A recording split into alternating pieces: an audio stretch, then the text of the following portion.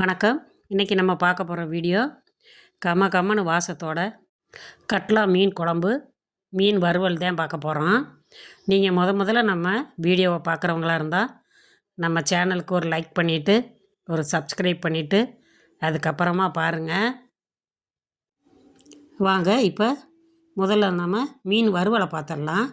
மீன் வறுவலுக்கு நான் ஒரு 10 துண்டு மீன் எடுத்து வச்சுருக்கேன். இதில் கொஞ்சமாக உப்பு சேர்த்து ஒரு 4-5 தடவை இதை கழுவி எடுத்துக்கலாம். இப்போ 3 ஸ்பூன் மிளகாத்தூள் சேர்த்துக்கலாம். இது நான் வீட்டில் அரைச்ச மிளகாத்தூள் தான். இதில் தேவையான அளவு உப்பு சேர்த்து இதை நல்லா தண்ணி ஊற்றி நல்லா கலந்து விட்டுருங்க. உப்பு நல்லா கரையிறது மாதிரி நம்ம மிளகாப்பொடியை நல்லா கலந்துக்கலாம். கலந்துட்டு இப்போ ஒவ்வொரு மீன் துண்டாக அதில் போட்டு மீனில் மசாலா நல்லா சேர்றது மாதிரி உப்பு மசாலாவையும் நல்லா பிசைஞ்சு ஒவ்வொரு மீனாக எடுத்து காய வச்சிடலாம். இது ஒரு 10 நிமிஷம் நம்ம காய வச்சுருவோம்.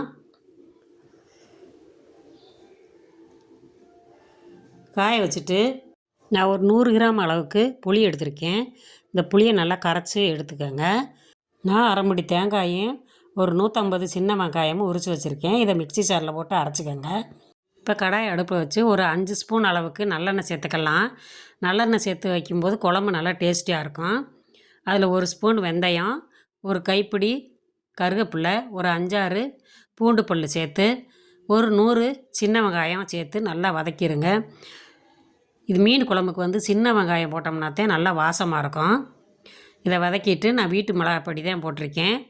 ஒரு 2 ஸ்பூன் சேர்த்துக்கங்க. சேர்த்துட்டு அதையும் நல்லா கலந்து விட்டுட்டு நம்ம அரைச்சி வச்சுருக்க தேங்காயும் வெங்காயத்தையும் அதில் ஊற்றிடலாம். நீங்கள் வெங்காயத்தை வதக்காமல் தேங்காயும் வெங்காயத்தை மட்டும் அரைக்கணும்.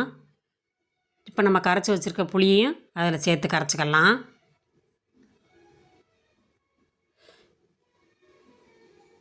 புளியும் ஓரளவுக்கு நிறையா இருந்தால் தான் நல்லாயிருக்கும். மீன் குழம்புக்கு மிளகாப்பொடியும் புளியும் கொஞ்சம் தூக்கலாக இருந்தால் தான் குழம்பு டேஸ்டியாக இருக்கும். இதில் தேவையான அளவு உப்பு சேர்த்து நம்ம அதை கலந்துட்டு கொஞ்சம் நேரம் மூடி வச்சுருவோம். இப்போ நல்லா குழம்பு கொதித்து வந்துருச்சு. இந்த கொதித்து வந்த நேரத்தில் நம்ம மீன் எடுத்து போட்டுருவோம். நான் மீன் மண்டையும் இந்த வாலும் வச்சு அதில் 2-3 துண்டம் போட்டு குழம்ப நல்லா கொதிக்க விட்டுருங்க. ஒரு 2 நிமிஷம் குழம்பு கொதிச்சா போதும். ஒரு தடவை அப்படியே கிளறி விட்டுருங்க. இப்போ பாருங்கள், மீன் கமகமான வாடையோட மீன் குழம்பு ரெடி ஆயிடுச்சு. இப்போ அடுத்து மீன் வறுவலை பார்த்துடலாம். அதுக்கு ஒரு தோசை கடாயை அடுப்பில் வச்சு சமையல் எண்ணெய் தான் சேர்த்துருக்கேன். எண்ணெய் காஞ்சோன்னே ஒவ்வொரு மீனாக எடுத்து போட்டு பொரித்து எடுத்துடலாம். அடுப்பை மிதமான சூட்டில் வச்சுக்கோங்க. ஒரு நிமிஷத்துக்கு ஒருக்கா அதை நம்ம பரட்டி விட்டுருவோம். நீங்கள் எண்ணெயில் போட்டு வறுக்கிறதுனால வறுத்துக்கலாம். நம்ம இந்த மாதிரி வறுக்கும்போது மீன் நிறையா எண்ணெய் குடிக்காது, நல்லா டேஸ்டியாகவும் இருக்கும். இந்த அளவுக்கு வறுத்து எடுத்துருங்க. இப்போ சுட சுட சாதம் போட்டு மீன் குழம்ப ஊற்றி மீன் வறுவலை வச்சு சாப்பிட்டு பாருங்கள்.